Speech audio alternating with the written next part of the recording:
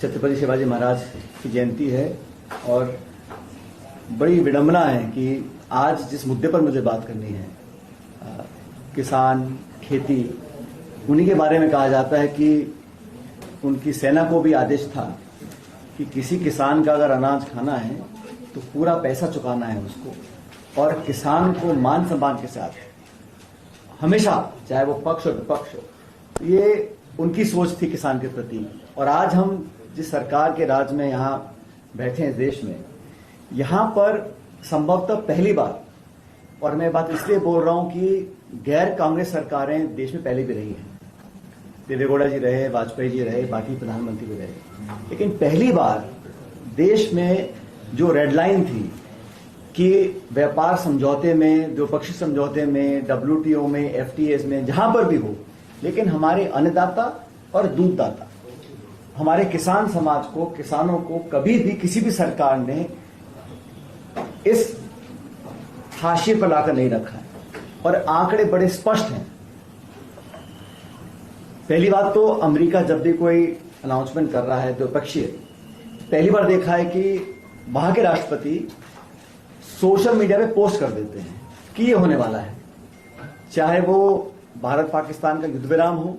और 17 बार युद्ध विराम के बारे में बोल चुके हैं ट्रंप साहब कि मैंने ये व्यापार का लालच और भय दिखाकर भारत को ये सीजफायर करवाया है। 17 बार, 18 बार, और आज तक भारत के पॉलिटिकल लीडरशिप ने उसको कभी डिनाई नहीं किया। और आपने देखा होगा कि इंडिया और यूरोपियन यूनियन का भी एक FTA हुआ, उस पर कोई बहुत ज्यादा चर्चा नहीं हुई क्योंकि वो एक म्यूचुअल एग्रीमेंट था। लेकिन अमेरिका के साथ एक डील हुई है, और डील क्या है देखिए आप। डील में